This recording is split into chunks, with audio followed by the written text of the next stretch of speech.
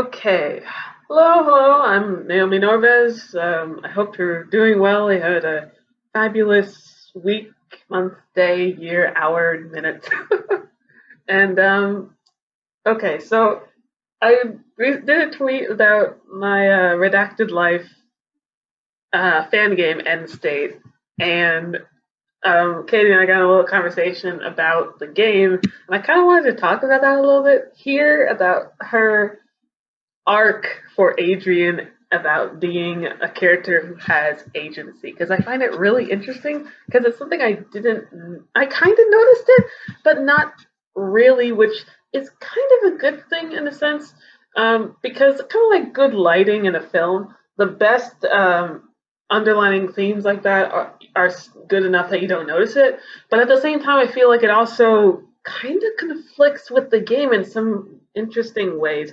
I'm kind of just going to be spitballing here, spitballing ideas and things that I think about the game and about this arc of Adrian's agency. I like that arc of Adrian's agency. That's all A's. I love it.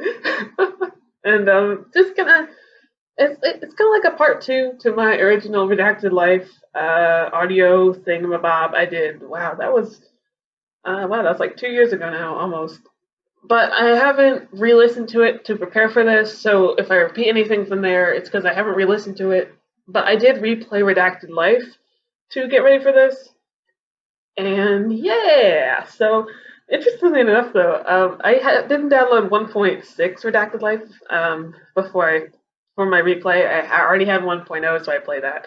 There wasn't too much of a difference beside 1.6, which I just downloaded.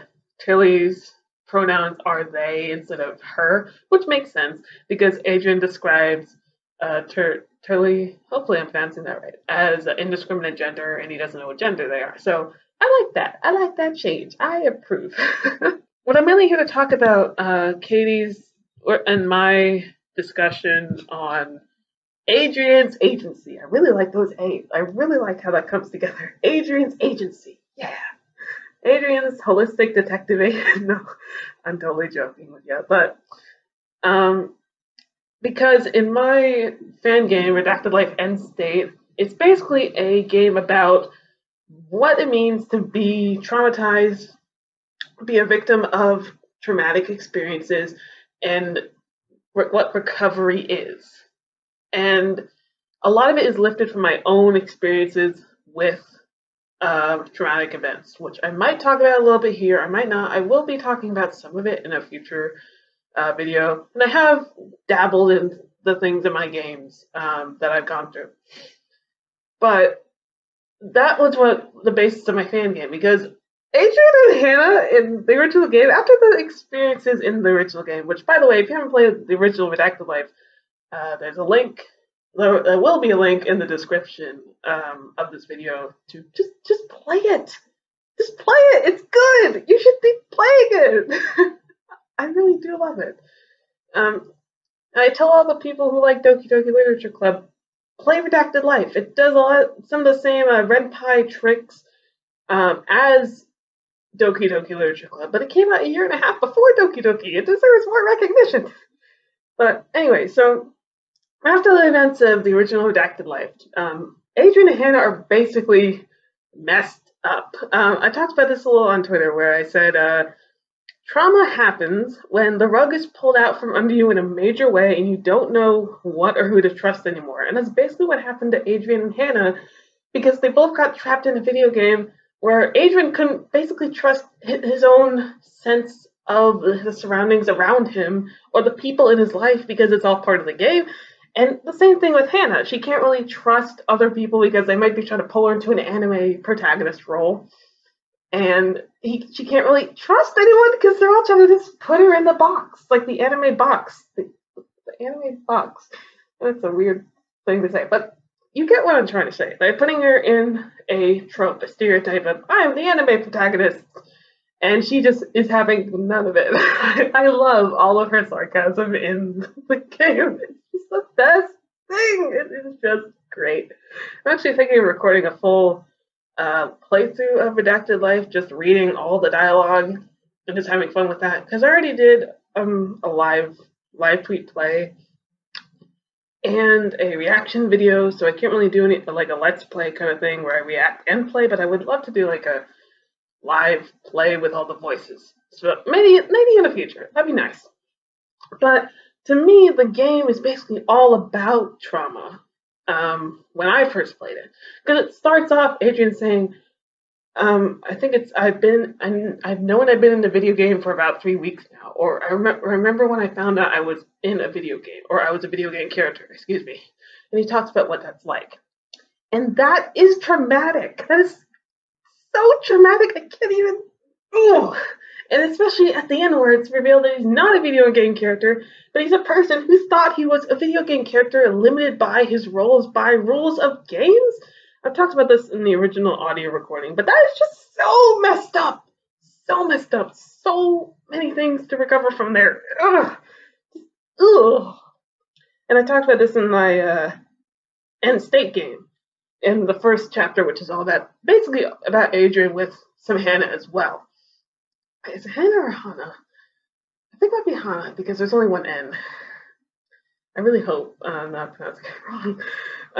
But what was interesting is Katie was talking about how Adrian's arc in the game is about finding agency.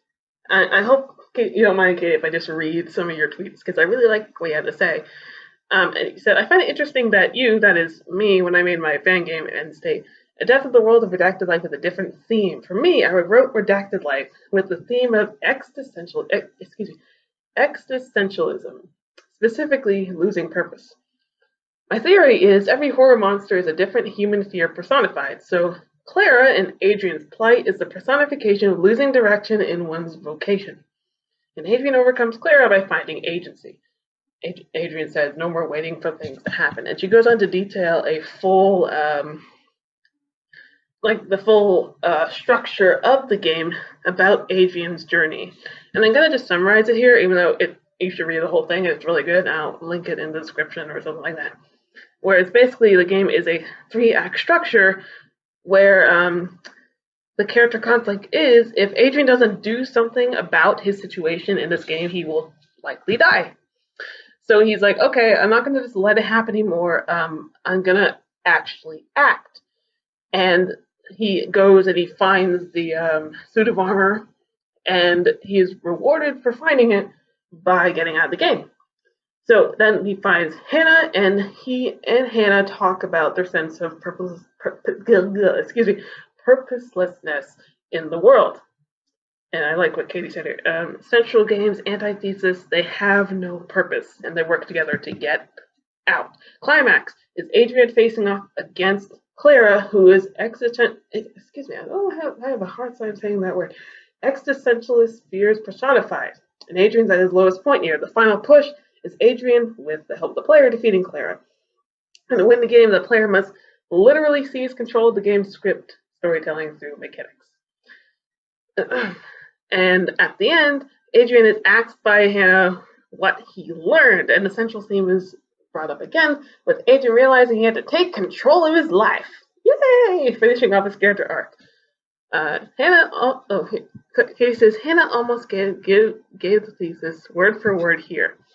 Hannah says, I guess that is an important lesson, valuing yourself, being able to take control of your life.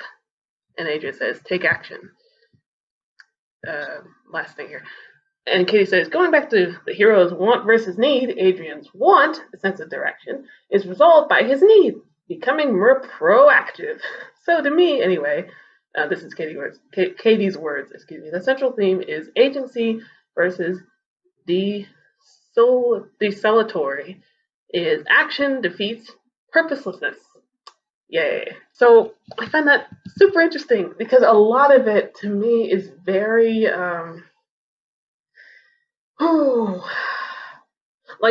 I find it interesting for a couple of reasons, and I'm trying to think, okay, which one do I mention first? Well, first of all, I'm going to talk about how this applies specifically to the medium of video games, and then I'm going to talk about how it applies specifically to the medium of interactive fiction and visual novels like Redacted Life, because the interesting thing to me is that Adrian has a sense of purposelessness and lack of agency in his life, and he's coasting along, and then he decides enough is enough, I'm taking action.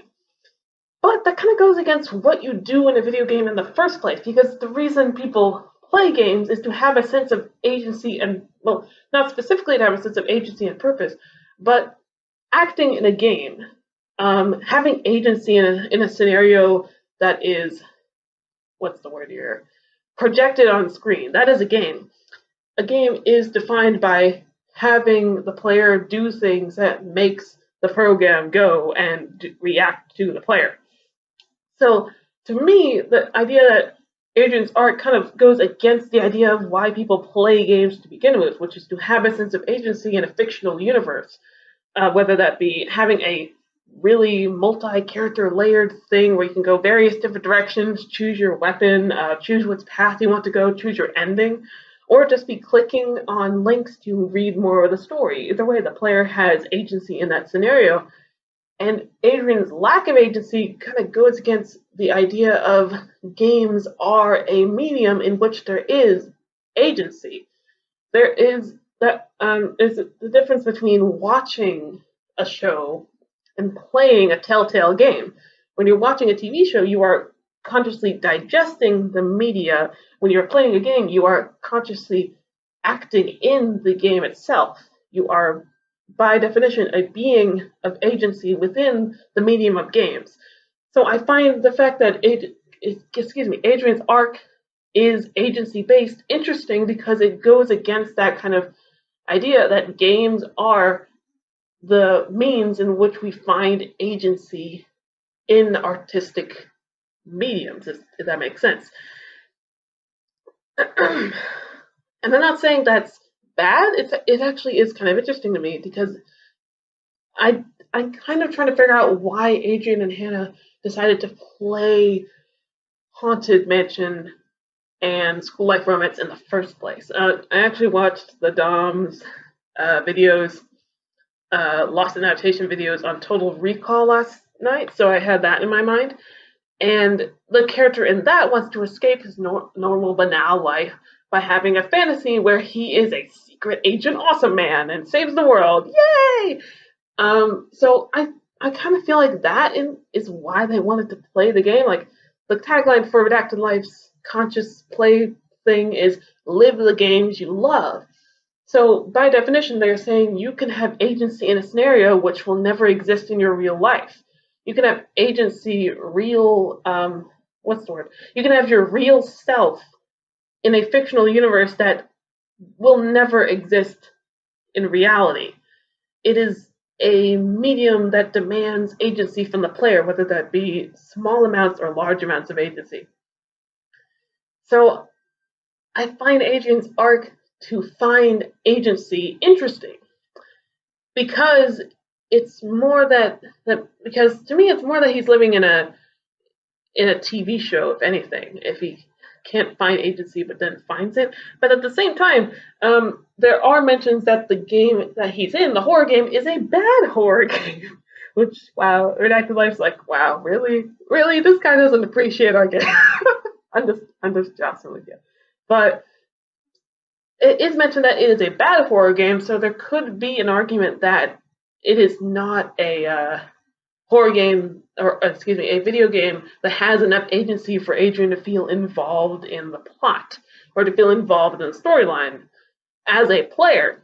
And therefore he must find his agency as a person, not a player of the game, which is a totally different thing as well. That he has no agency in the sense that he cannot escape the framework of the game that he is in, and he finds agency as a human being, as a person, to escape the framework he is put in. So there's that. And there is also the argument because horror games, by definition, well, mostly, I shouldn't say all, but they are a medium which is disempowering by nature, whether it be horror games, horror movies, horror books.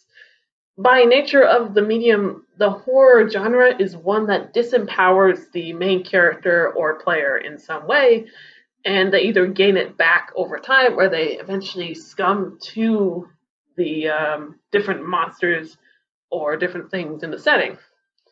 So there's that argument as well that by nature of being a horror game, Adrian is a disempowered character, and he finds empowerment not through the game but through his own personhood. And he finds his personhood and realizes his own humanity as he goes along his journey. But at the same time, he didn't realize it was a horror game until he got to the Haunted Mansion. So, I kind of wonder what he was doing before he went to the mansion. Was he just living with Rebecca for a month? Because it said he couldn't remember anything back for a month. So I'm assuming he was in the game, in his mind at least, for a month. So I'm not sure if it was like, I don't know, like playing The Sims or as a sim or something, or was he like doing just a mundane life, like in the Truman Show or something like that. But yeah, so the idea that it's a total disempowering horror game is kind of dropped by the fact that it's not a horror game until a certain point, which is when the player, Redacted Life, picks up the game and reads. I realized I was video game character 3 weeks ago, or whatever the line is. I do apologize. I don't remember exactly what it is, but it's something like that. So I find that really interesting because games are a medium that demand agency from the player.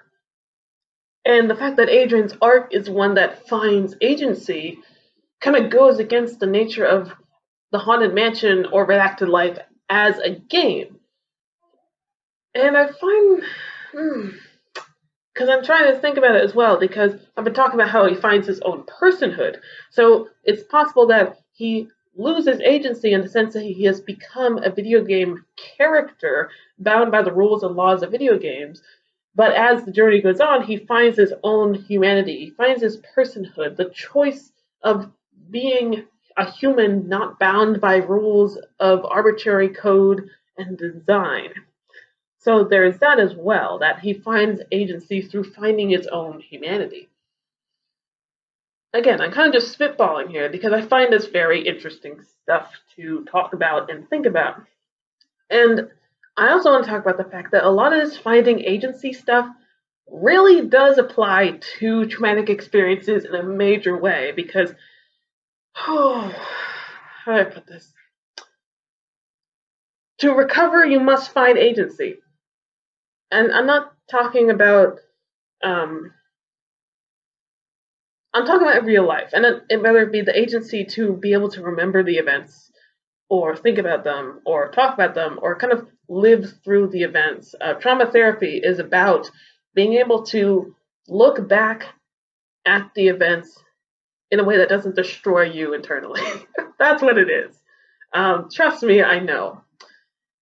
So, to me, his arc about finding agency also brings up the idea of traumatic experiences and how he finds his own personhood by the end of the game, but even after that, it's not over.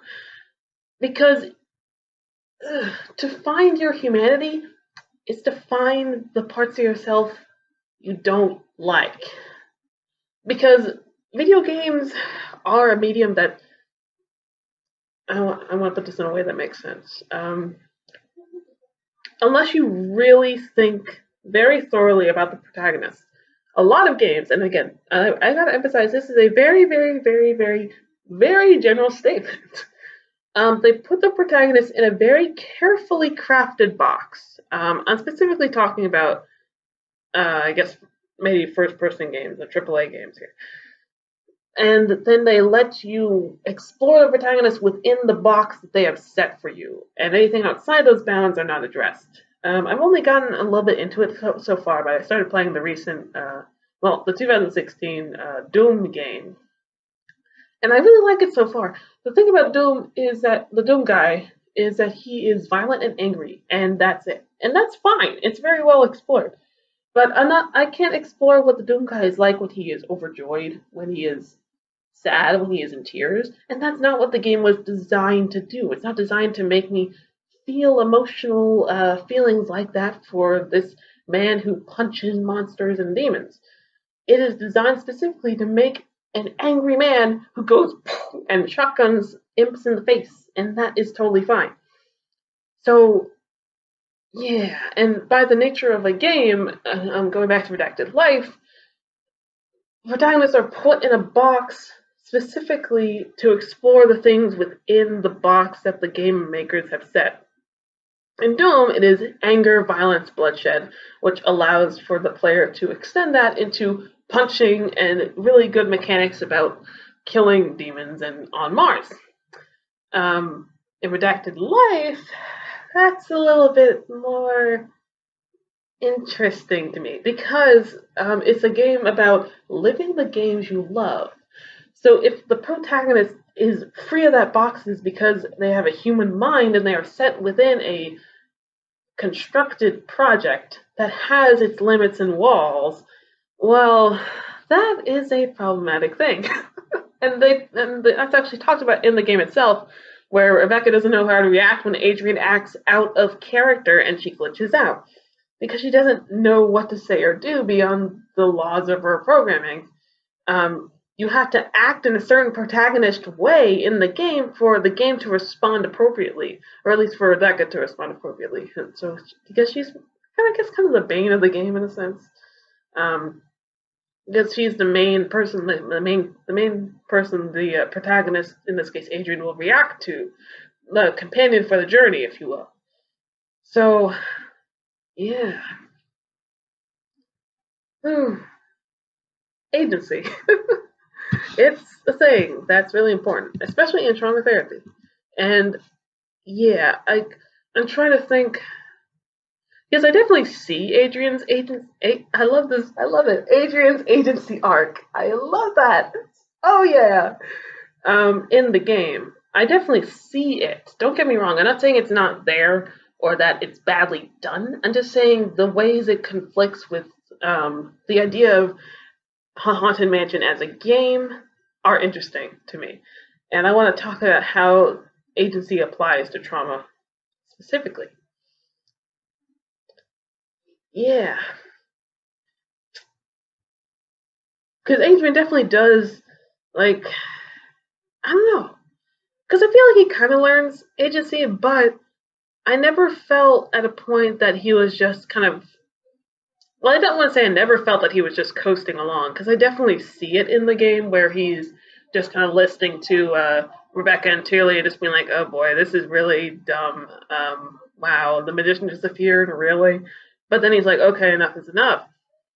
But at the same time, it doesn't feel like Adrian's choice. It feels like a deliberate game choice that was set up specifically because of the things going on before that with the Get Out, with the seance, is how you say it, with the seance of the ghost being declared, and you can join us if you want, or you can go into secret passageway. It doesn't feel like Adrian finding agency within that situation. It feels like Adrian making a choice that is deliberately set up by the game's designers, if that makes sense. In this case, it would be Redacted Life, and I guess also Katie as well. So to me, it doesn't feel like an agency moment.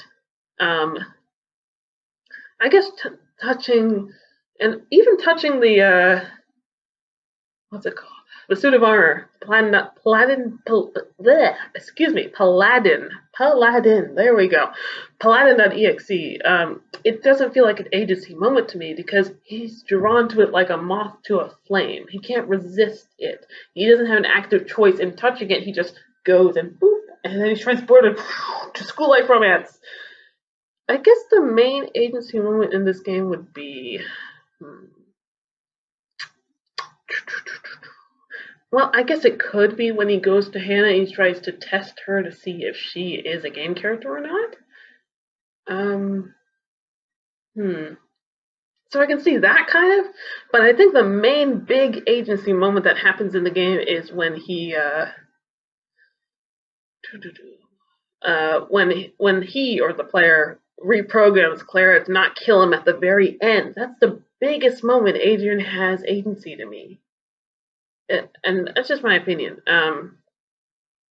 Yeah, and of course at the very end where he asks Hannah if they can stay in touch. I think that's kind of the culmination of his arc, as Katie said. So yeah, I don't feel like he. Because I really want to say, yeah, he goes through a definite arc that I can see, and I can see some of it, and I can see the moments where it was planned to be put. I can definitely see where it started out, but I don't personally think he goes through a character arc in this game, at least in the way the moments are framed, if that makes sense. And I'm not sure how I feel about Clara standing for existentialism. Um, hmm. I am not sure how I feel about that because I can, I, I, I don't see that. I'm really sorry, but I do not see that personally. And I want to see it, but I personally do not. I see her more as a representation of fear of death within this terrible system of video gaminess that they kind of cannot escape. And I guess that is an existentialist feeling, yes, but I don't think it's existentialism, and that kind of a different thing.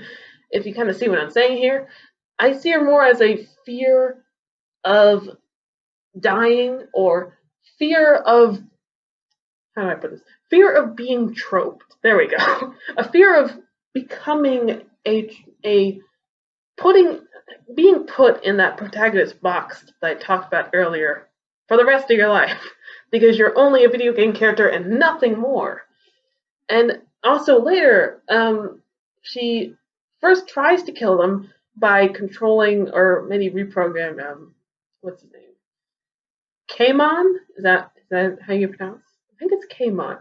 Kamon by making him homicidal, and he tries to kill him, or at least kill Adrian.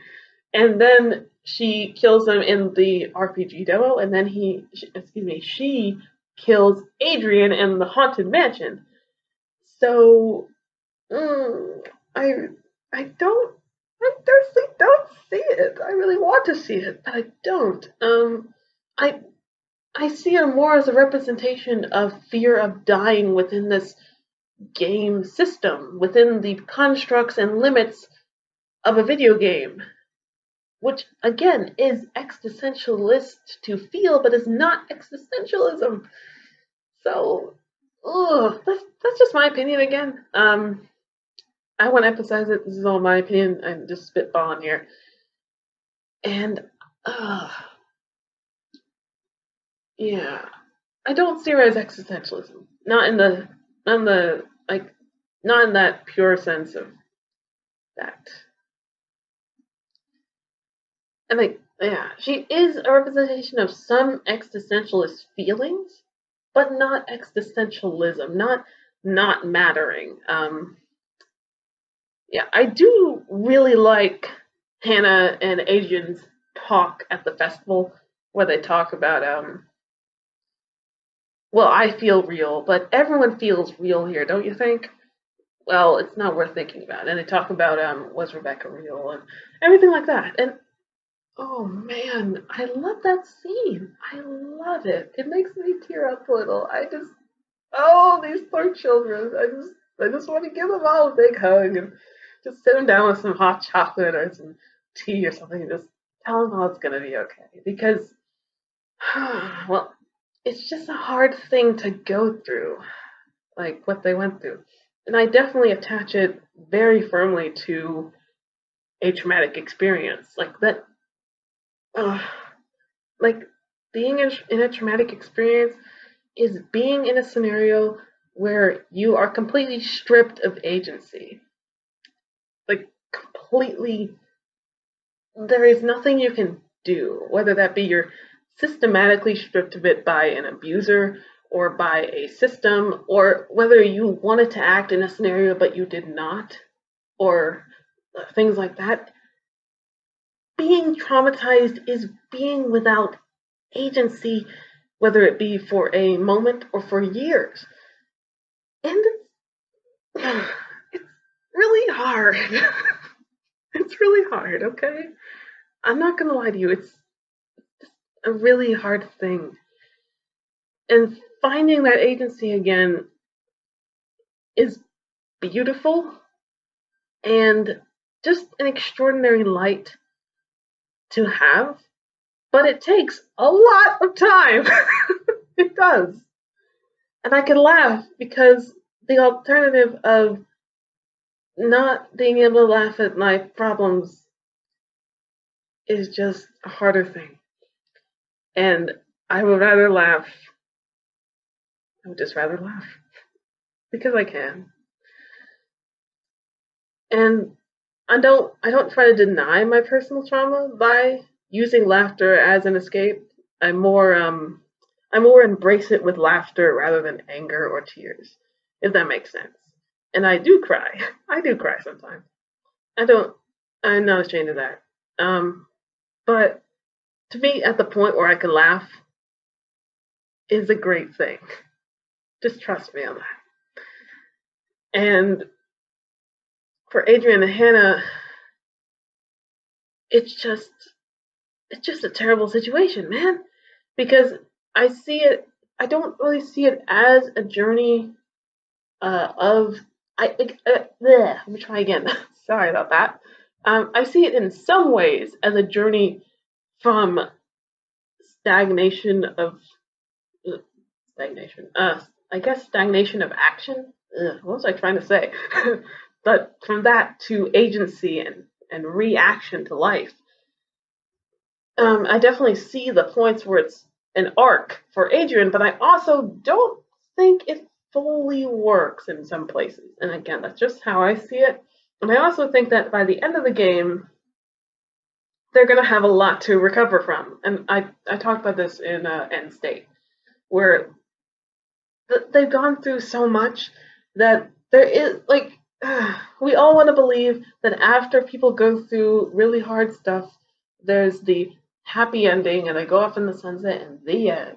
But past the end, there is so much stuff. There is therapy, there is relationship issues, there is a lot of pain, there are flashbacks. There's just so much stuff. just trust me.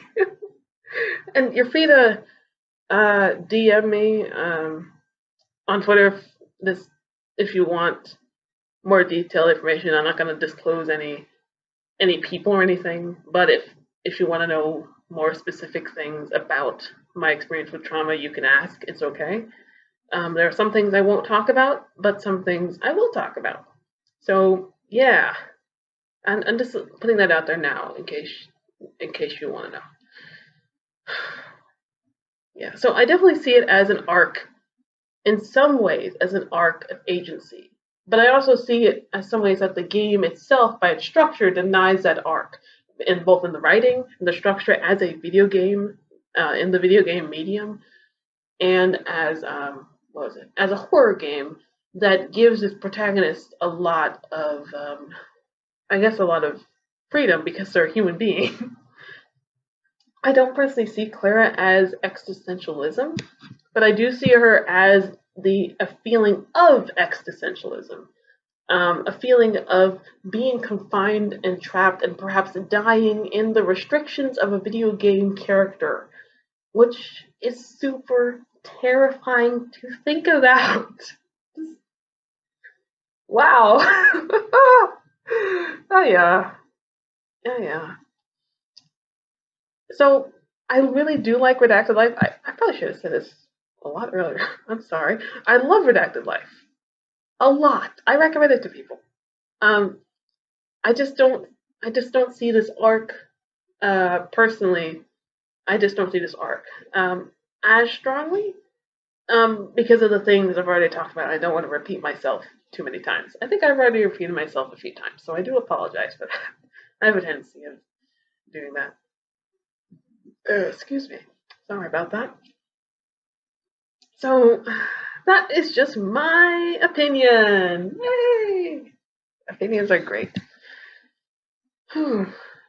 Yeah. So to me, I don't know how to put this. It's a game about being traumatized, finding someone who shares your experience of trauma, and banding together to escape the terrible environment you're in. And that is an arc of agency. Again, I can see the places where it's an arc of agency, but at the same time, I think it could have been stronger. And this is why in End State I wanted to talk about what Adrian and Hannah have gone through and how it's affected them mentally. Because it's some hard stuff to go through to date someone and think they're real for a month and then they're not real. That's messed up. It's messed up. Oh. Yeah, Redacted Life's a great game. I really do like it. A lot. And not just because I did art for it. I kind of like, oh no, oh yeah, I did some stuff. I'm like, I'm like doing this tiny little thing, and it's like surrounded by these beautiful displays of extravagant awesomeness from these other artists who were involved, and it's just like I love being surrounded by people who are way more talented than me because it means they know so much more, and it's like every time they talk or show off their talent, it's like being in the presence of liquid gold, and just it's beautiful. I love it. It's just look at all these awesome people that worked on this game. They are so cool. It's just the best thing. And I'm glad I was involved because it's a great game. Though I think the other people who are way more awesome than me. I'm not saying that to put myself down. I'm just saying they're way more awesome in the art department. Um, and I really like this game. I just think that some of its themes and arcs are a little bit ugh. And it's not a bad game because of that. I don't think it is.